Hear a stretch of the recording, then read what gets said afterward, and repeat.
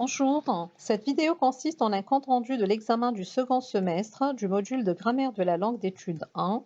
Ça concerne les étudiants de première année licence de français de la faculté des langues étrangères. C'est présenté par Madame Benhabib. Alors, concernant le premier exercice, vous avez un petit texte que voici, et puis deux questions, deux consignes par rapport à ce texte. Donc, consigne 1, trouvez dans le texte ci-dessus un verbe transitif direct, un verbe intransitif. Alors, dans cette consigne, en fait, on nous demande de trouver un verbe transitif direct, c'est-à-dire un verbe qui admet un COD. Et puis, il y a le verbe transitif indirect qui admet le COI, et ça n'est pas le cas ici, ça n'est pas demandé par la consigne. Et puis, un verbe intransitif. Un verbe intransitif, c'est un verbe qui se suffit à lui-même, il n'a besoin ni de COD, ni de COI. Éventuellement, on le trouve accompagné d'un CC, complément circonstanciel, ou bien tout seul, accompagné du sujet. Donc sujet, verbe, et la phrase a un sens complet. Donc un point sur la consigne, un demi-point pour chaque bonne réponse. Donc nous allons commencer par répondre à cette question et pour ce faire, en fait, on va relever tous les verbes qui sont dans le texte et on va les analyser un à un. Comme ça, vous saurez en fait si vous vous êtes trompé et le pourquoi du comment de vos erreurs. Alors, je vais prendre mon pointeur laser, voilà, pour que vous puissiez me suivre. Donc, premier verbe, quant à moi, je sentais monter une désolation violente. Nous avons le verbe sentais. Je sentais quoi? Donc, la réponse, c'est monter une désolation violente. Et puisque j'ai posé la question quoi, c'est que mon verbe est transitif direct parce qu'il y a un COD. Monter une désolation violente, c'est le COD. Donc, je peux poser aussi la question qui par rapport à un COD quand il s'agit d'une personne, et ça n'est pas le cas ici. Donc, je continue. Que je n'avais pas senti. D'abord, là, nous avons une subordonnée qui commence par que, une subordonnée relative, puisque que est un pronom relatif. Donc, que je n'avais pas senti d'abord, c'est une subordonnée relative. Elle contient un verbe. Ce verbe, attention à cette forme verbale, il est composé. Il est à un temps composé. Regardez bien, c'est le verbe sentir. Il est accompagné de l'auxiliaire avoir. Donc, avait senti. Là, nous avons la négation en plus. Et vous savez que le pas ou tous les adverbes d'ailleurs, en fait, ont cette vocation de s'incruster entre l'auxiliaire et le participe passé. Et donc, ça induit souvent les étudiants à focaliser juste sur l'auxiliaire et perdent de vue le participe passé qui représente, lui, le verbe. Donc, le verbe, c'est le verbe sentir, non pas le verbe avoir ici. D'accord? Donc, nous avons avait senti une forme verbale composée. Et ce qui nous intéresse, en fait, c'est de savoir s'il est transitif ou intransitif. Alors, donc, je reprends depuis le sujet qui fait l'action, voilà, avait senti, c'est je n'avais pas senti. Donc, je n'avais pas senti quoi? Je n'avais pas senti, en principe, une désolation violente dans le sens, mais comme c'est une subordonnée relative, c'est que le COD, puisque que reprend une désolation violente. OK? Donc que c'est un COD grammaticalement et sémantiquement, c'est une désolation violente qui est le COD. Mais peu importe, voilà, ce qui nous intéresse le plus, c'est de déterminer justement le type du verbe. Avait senti, c'est un verbe transitif direct. Verbe suivant, Pâques approche. Nous avons le verbe approche. Qui approche? C'est Pâques, le sujet. Est-ce qu'il y a un COD, un COI? Il n'y a rien après. La phrase est complète. Donc, ce qui signifie que notre verbe est intransitif, tout simplement. Et puis, on passe à la proposition suivante. Dit-il pour m'expliquer. Et là, nous avons un autre verbe, c'est le verbe dire. Donc, qui dit, c'est il y a une inversion ici, puisque c'est le discours direct. Il dit quoi? Il dit Pâques approche. Voilà le COD. Donc, dit, c'est un transitif direct. et on continue. Dès que, bon, là, nous avons le verbe expliquer. Donc, expliquer à qui? À moi, c'est un COI et le verbe n'est pas conjugué. Donc, même si on ne le comptabilise pas, c'est pas grave, hein. Dès que tu l'auras trouvé là-bas, nous avons une autre forme verbale composée, c'est le verbe trouver. Il est donc accompagné d'un auxiliaire. Voilà, donc nous avons aura, l'auxiliaire, participe passé, trouver. Aura trouvé, c'est notre verbe. Alors, la question qui se pose par rapport à ce verbe, on cherche d'abord le sujet qui est tu. Qui aura trouvé, c'est tu. Tu auras trouvé quoi? Le. Le L apostrophe, c'est le COD. On pourrait ici poser la question qui, parce qu'on ne sait pas en fait s'il s'agit d'un objet ou d'une personne. Donc le L apostrophe, toujours est-il qu'il restera COD. Et ce qui fait de notre verbe un verbe transitif direct. Ensuite, on continue, tu m'écriras un autre verbe, c'est tu le sujet, tu écriras à qui? À moi. Moi, ici, le me, c'est moi. Et donc, tu écriras, je ne peux pas dire tu écriras qui ou quoi, tu écriras à qui ici. Donc, le me est un COI, ce qui signifie que écrira est un transitif indirect. Et ça n'est pas demandé par la consigne telle qu'on l'a dit un peu plus tôt. Ensuite, nous avons cette forme-là, n'est-ce pas? Donc, le verbe, c'est est, il y a une inversion puisqu'il y a une interrogation. Donc, le sujet, c'est ce n'est pas en principe. Déjà, le verbe être est un verbe d'état, déjà. Donc, ça n'est pas un verbe transitif. Et donc, on va passer au verbe suivant. Donc demandai-je, c'est je demandais et ici le verbe est, je demandais quoi en fait? Je demandais tout ça, la question qui précède. Donc il y a un COD, ce qui fait de notre verbe demander un verbe transitif direct. Ensuite, nous avons la question B. Dans le texte ci-dessus, relevez tous les verbes conjugués et précisez leur temps. Temps de conjugaison et si le temps est simple ou composé. 2 points. Donc là, c'est 0,25 pour chaque bonne réponse. On revient et on reprend tous les verbes un à un. Donc, on va donner le temps de conjugaison. Ici, santé, il est à l'imparfait. Le temps est simple puisque le verbe est en un seul mot. Donc, un temps simple, c'est quand le verbe est en un seul mot. Il est composé lorsqu'il est composé d'un auxiliaire plus un participe passé, peu importe le temps de conjugaison. Donc, c'est la forme verbale qui nous intéresse. Ensuite, donc là, avait senti, c'est justement la forme composée, c'est un temps composé dont je vous ai parlé tout à l'heure. Et quel est le temps de ce verbe? On regarde, quand le verbe est un temps composé, on regarde le temps de l'auxiliaire. Il est à l'imparfait. Et quel est le temps qui correspond à cette forme verbale, justement quand l'auxiliaire est à l'imparfait? C'est le plus que parfait. Très bien. Passons au verbe suivant, approche. Donc là, nous avons le verbe en un seul mot, c'est un temps simple, et le verbe est au présent de l'indicatif. Voilà, Pâques approche, il approche. Ensuite, dit-il, il dit, donc présent de l'indicatif, le verbe en un seul mot, il est simple, et on continue.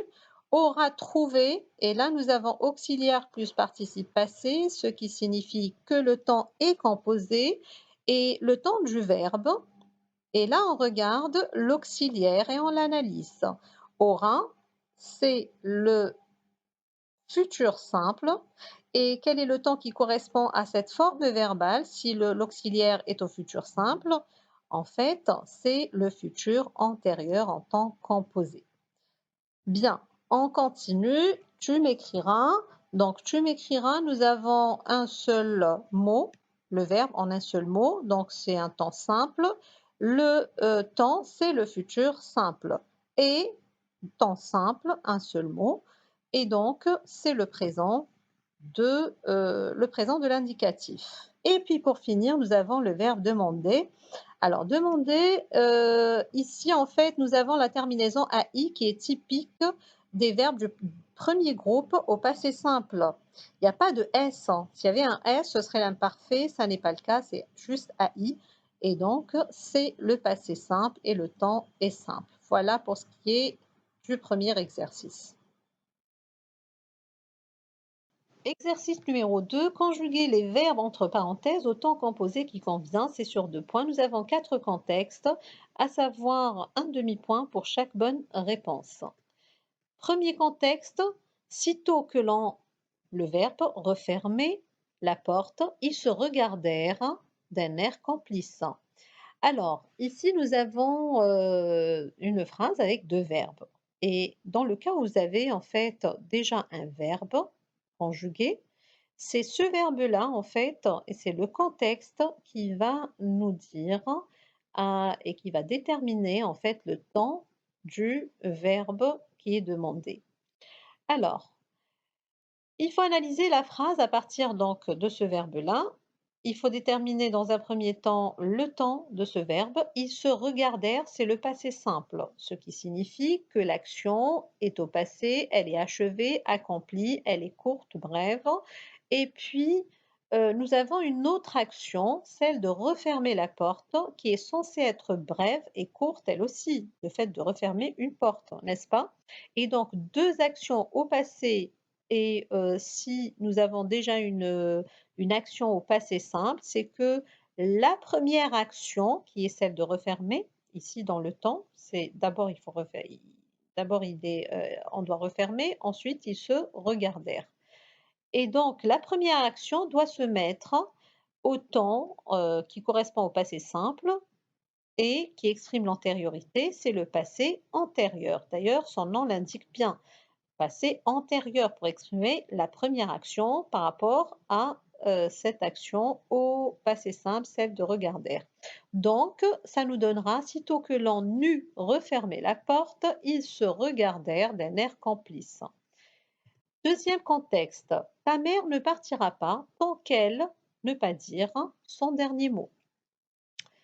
Encore une fois, nous avons déjà un verbe conjugué et donc nous allons focaliser là-dessus. Partira, c'est le futur simple de l'indicatif. Ensuite, il faut analyser en fait les actions en termes de temps. Donc, le fait de partir ici, c'est une action et qu'elle ne pas dire son dernier mot. Donc, d'abord, elle doit dire son dernier mot. Tant qu'elle ne l'a pas dit, elle ne partira pas. Donc, ce qui signifie que la première action, c'est celle de ne pas dire. Et puisque nous avons le futur et une autre action au futur, celle-là doit se mettre au futur, ça c'est clair.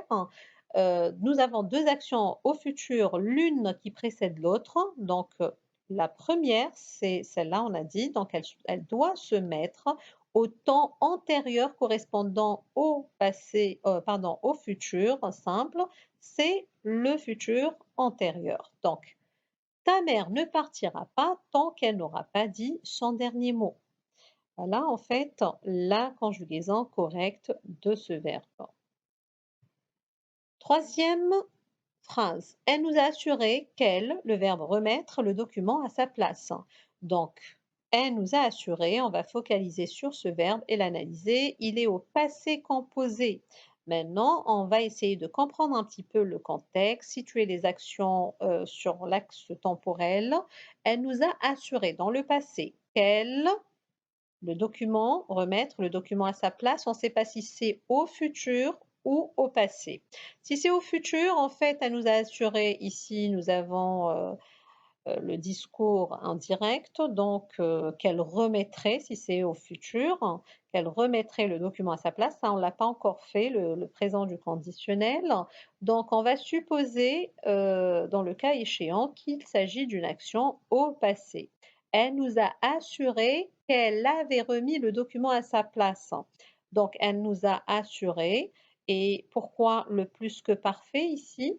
Pourquoi? Parce que nous avons déjà le passé composé et pour exprimer l'antériorité dans un discours indirect par rapport au passé composé, on doit mettre la première action qui est celle de remettre, n'est-ce pas? Elle a d'abord remis, ensuite elle a assuré, l'autre a assuré. Et donc, là, le temps qui correspond au passé composé en termes, temporels, en termes d'antériorité temporelle, c'est le plus que parfait. Quatrième phrase, elle trouva dans son tiroir les lettres que sa grand-mère, lui, le verbe écrire, peu de temps avant son décès.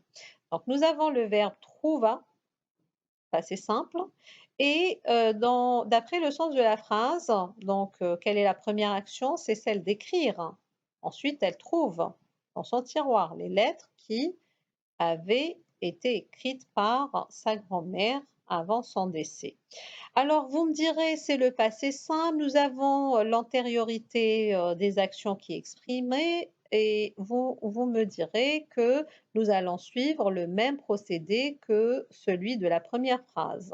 Eh bien non, pourquoi? Parce que l'action ici, la première action, ça n'est pas une action brève et courte en une seule fois, il s'agit en fait d'actions qui se répétaient, le fait d'écrire des lettres, et donc le temps qui peut l'exprimer, c'est le plus que parfait puisque nous avons déjà un verbe qui est au passé, ici, trouva. Donc pour exprimer l'antériorité par rapport au passé simple, on doit mettre le plus que parfait. Voilà.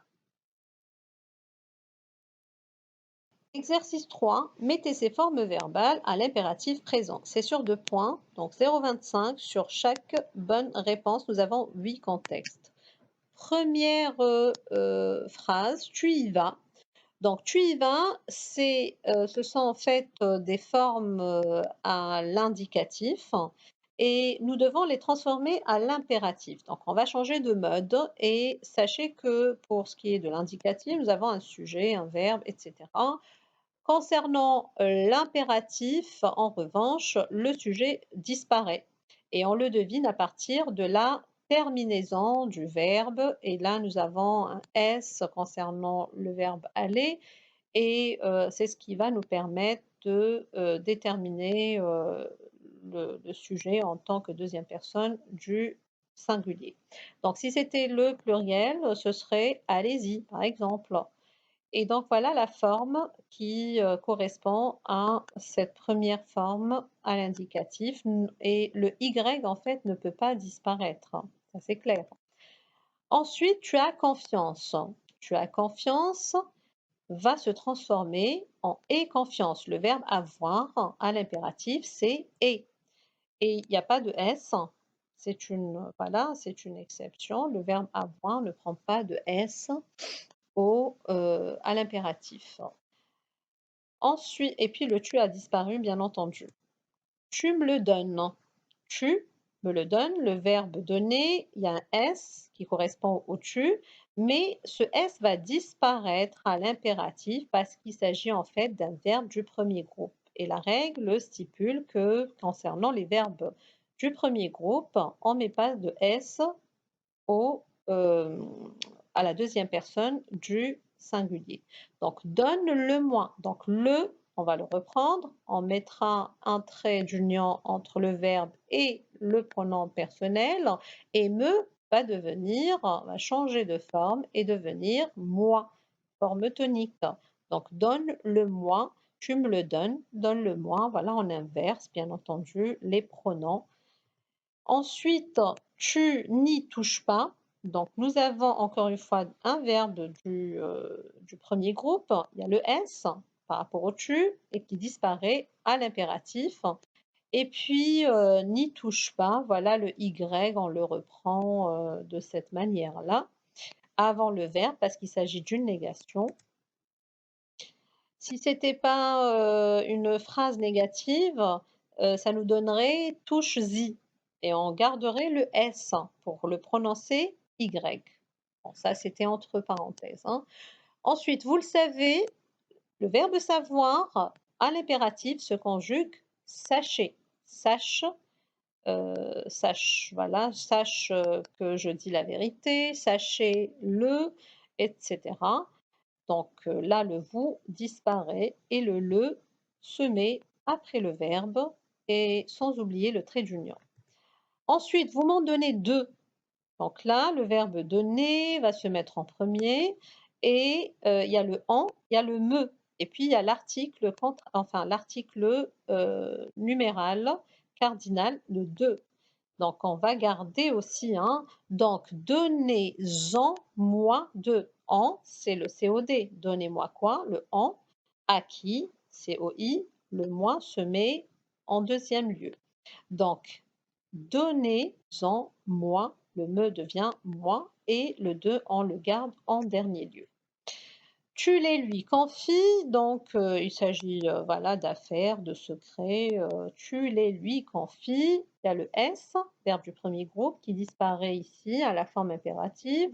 Le COD, c'est le premier pronom qu'on va reprendre, les, et donc lui qui est repris aussi à la fin en tant que COS, donc il va se mettre en deuxième position, confie les lui. Et le tu qui disparaît bien entendu.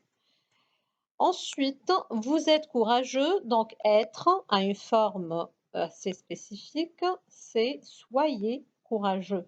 Donc le vous disparaît, le verbe être c'est soit, soyez, soyons, soyez, et là nous avons la deuxième personne du pluriel qui correspond à soyez. Voilà. Exercice numéro 4. Dans le texte suivant, conjuguez les verbes entre parenthèses à l'imparfait ou au passé simple, suivant le sens. Donc là, il y a deux temps qui sont demandés, soit l'imparfait, soit le passé simple, pas plus.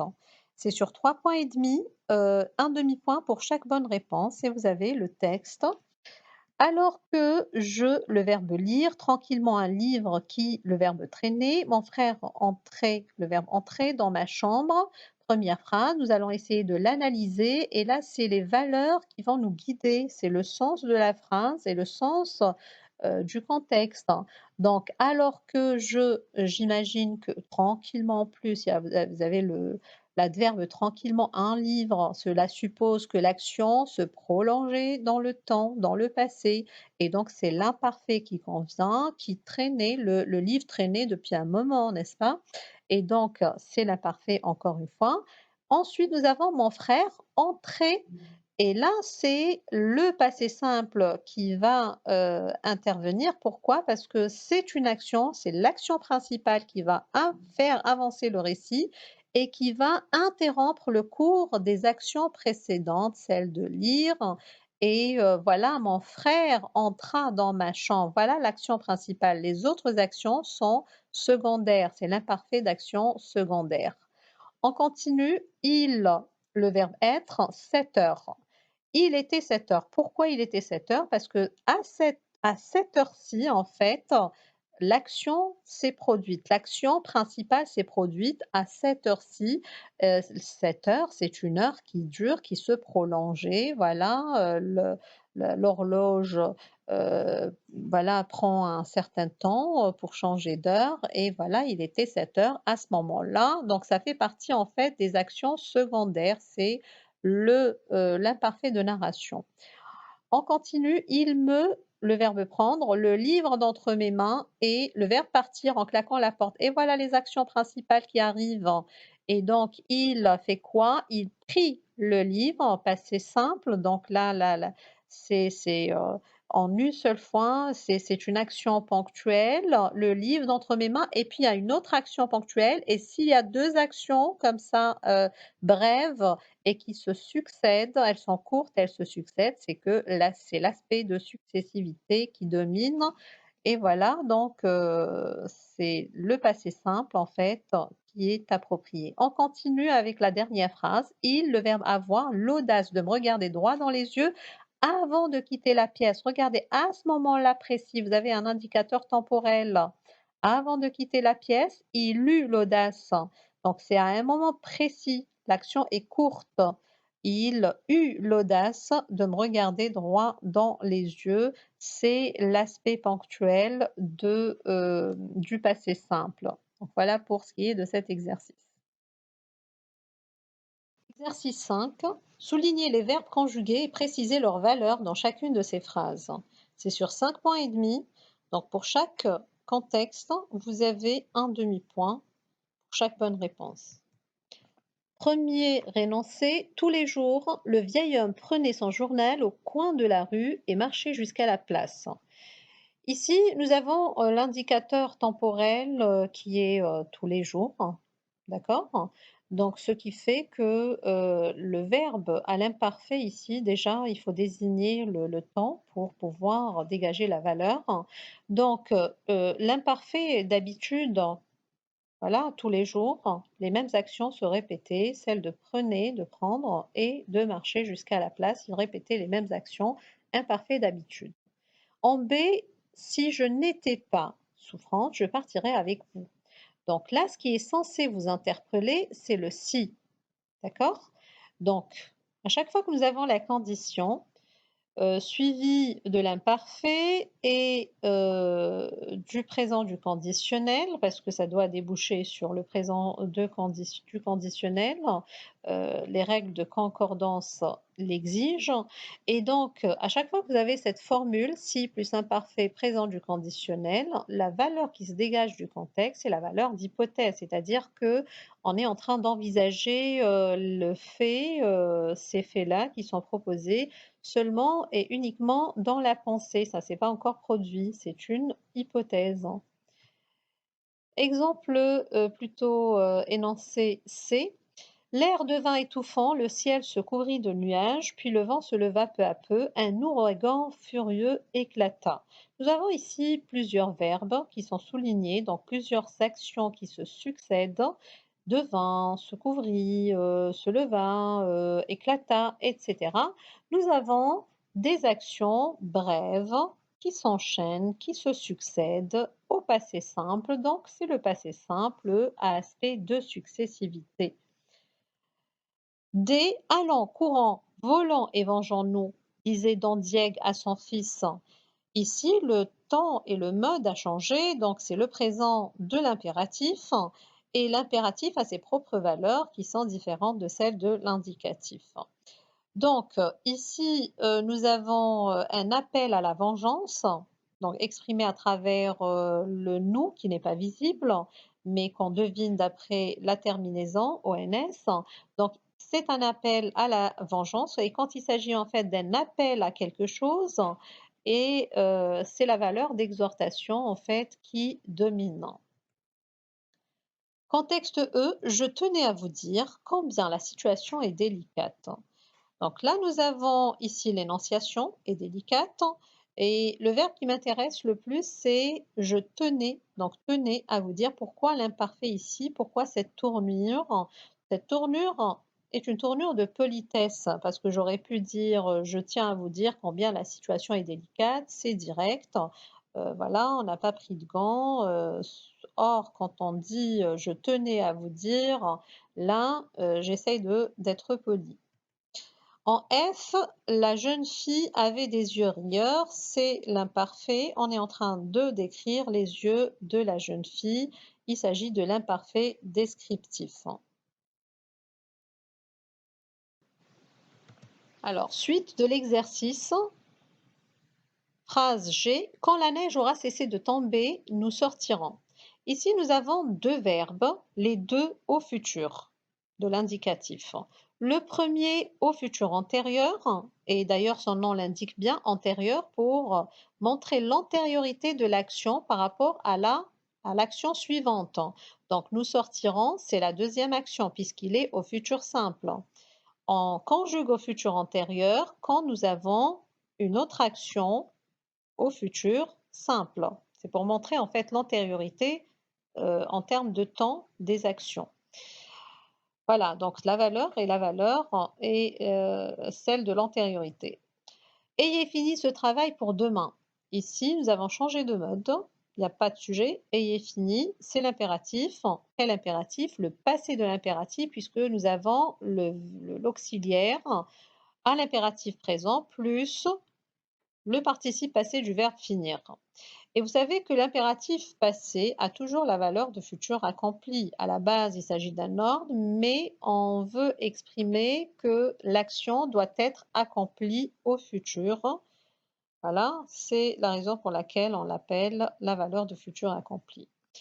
Ne marchez pas sur les pelouses. Nous avons l'impératif toujours, mais c'est la forme négative. Et à partir du moment où vous avez la forme négative, ça s'appelle la valeur d'interdiction ou de défense. Donc, c'est à vous de choisir le terme qui vous convient. Ce sont des synonymes, interdiction et défense. Phrase suivante, quand il eut fait demi-tour, il sortit vite de la forêt. Donc là aussi, nous avons une paire, c'est-à-dire un temps simple et son temps correspondant en temps composé. Et à chaque fois que vous avez une paire comme ça, telle qu'on l'a vu dans le contexte G concernant le futur, là, ça concerne le passé simple, passé antérieur. Donc, si on a employé ces deux verbes à ces temps-là, c'est pour exprimer en fait l'antériorité. Autrement dit, c'est cette action qui s'est produite en premier et elle a été suivie de l'action de sortir. K, ce soir-là, ils dînaient aux chandelles quand ils reçurent un coup de fil de la police. Alors, nous avons deux verbes. Le premier conjugué à l'imparfait, le second au passé simple. Et sachez que là, ce soir-là, ils dînaient aux chandelles, c'est les circonstances. Voilà, ils dînaient, c'est un fait qui dure dans le temps. Et puis, il y a une action principale qui est venue pour justement faire avancer le récit, c'est celle de recevoir un coup de fil. C'est l'action principale. Donc, à chaque fois que vous avez la paire imparfait, passé simple, le passé simple indiquera en fait la valeur d'action principale de premier plan et l'imparfait en fait indiquera la valeur d'action secondaire, d'action seconde de second plan. Voilà. Alors, exercice numéro 6, tournez à la forme passive les phrases suivantes. C'est sur 4 points, ce qui signifie que c'est 1 point sur chaque bonne réponse puisque nous avons 4 contextes. Et dans chaque contexte, en fait, nous avons ce qui est pris en considération, c'est la transformation en elle-même et puis le temps du verbe, s'il est correct, et l'accord du participe passé. Alors, premier contexte, un soir après l'école, nous fûmes surpris par un orage. Ici, nous avons un contexte, nous allons l'analyser. Donc, première étape, c'est de savoir à quelle forme est cette phrase, forme active ou passive, parce qu'il se peut qu'il y ait des pièges. Alors, un soir après l'école, nous fûmes surpris par un orage. Déjà, il y a quelque chose qui m'interpelle, c'est le par un orage. D'accord? C'est la forme du complément d'agent. Ensuite, on va interroger le verbe. Le verbe, c'est fume surpris. Il est composé. Qui surprend? Est-ce que c'est nous qui surprenons? Non, c'est l'orage qui surprend nous, n'est-ce pas? Et donc, le sujet nous, il est passif, ce qui signifie que cette phrase est à la forme passive et qu'on doit la mettre à la forme active. Alors, comment procéder pour opérer la transformation? Sachez que le complément d'agent devient le sujet actif dans la forme active. Et le COD, et le sujet devient le COD à la forme active. Et puis le verbe, le temps du verbe va changer aussi. Alors, comment modifier le temps du verbe correspondant à la forme active? Il faut s'intéresser en fait à l'auxiliaire être. À quel temps est-il conjugué? Et là, il est conjugué au passé simple fume, c'est le passé simple de l'auxiliaire être. Donc, le temps du verbe à la voix active va être le passé simple, c'est-à-dire le verbe en un seul mot. Et puis nous avons ici les compléments, voilà, c'est un décor si vous voulez qu'on va garder et qui ne va pas bouger. Donc ça va nous donner cette phrase, un soir après l'école, un orage nous surprit. Donc le complément d'agent est devenu le sujet actif, le verbe surpris au passé simple, c'est le verbe surprendre au passé simple, il a pris le temps de l'auxiliaire et nous qui était sujet actif est devenu COD. Un orage surpris nous. Je ne peux pas dire surpris nous, Ce qui est plus convenable et plus approprié, c'est de dire un orage nous surprit. Voilà pour le premier contexte. Passons au second. Un rythme de travail effréné fut imposé aux ouvriers. Cette phrase, elle est quelque peu difficile. On va l'analyser. Un rythme de travail effréné fut imposé aux ouvriers. Il n'y a pas de complément d'agent, il est absent. Le sujet, donc pour confirmer en fait, pour déterminer plutôt la forme de la phrase, il faut s'intéresser au sujet et au verbe.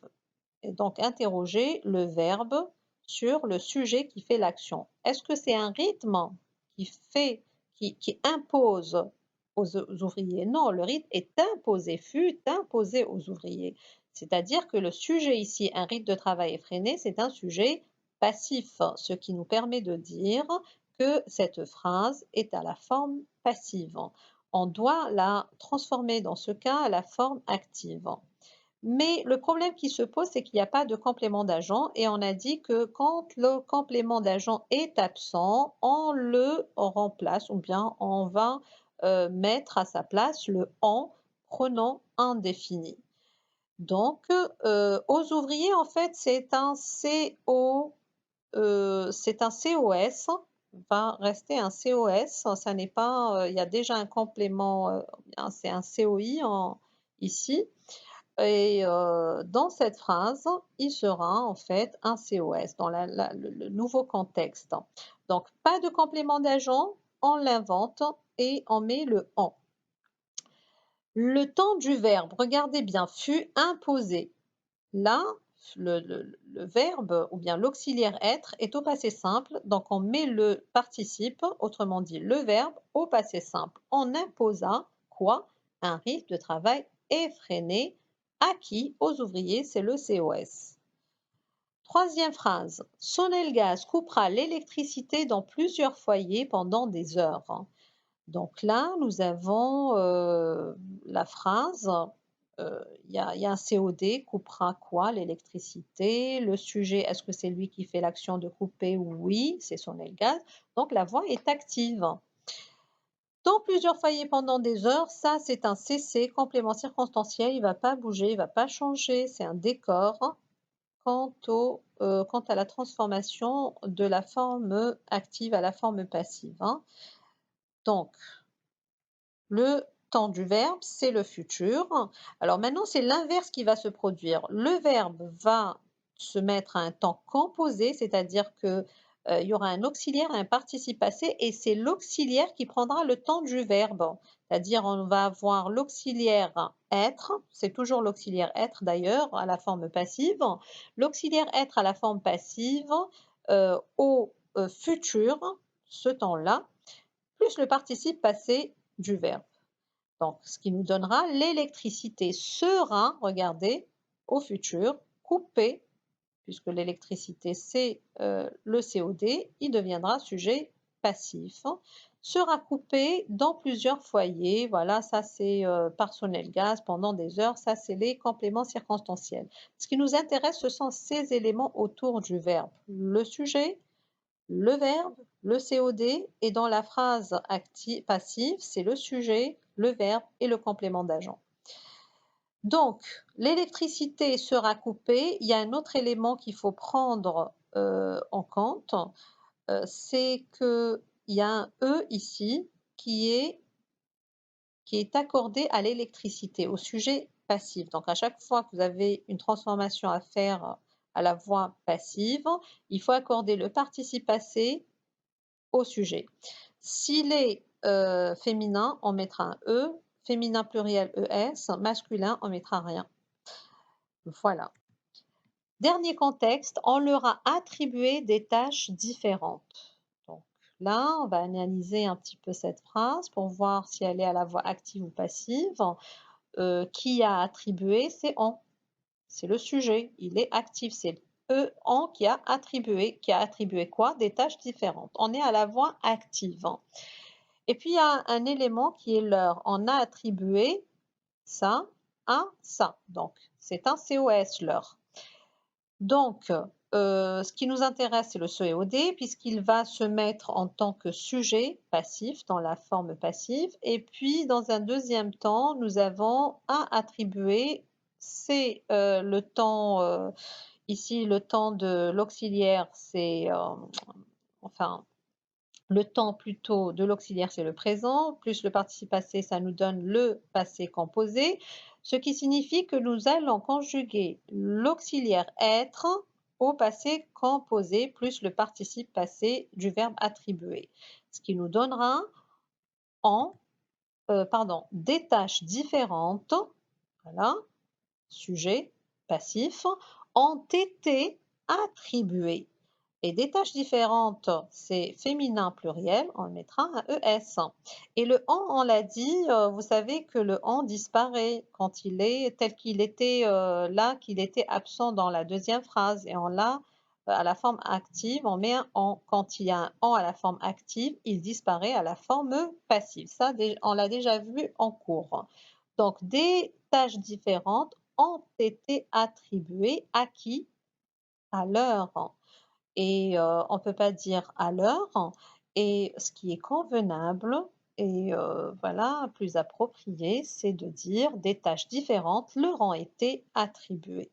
Donc voilà pour ce qui est de ce dernier exercice et de ce sujet. J'espère que vous avez bien compris les explications et ça va, beaucoup aider les étudiants qui seront appelés à passer l'examen de rattrapage. Donc si vous avez des questions, vous pouvez me les poser au niveau des commentaires, hein.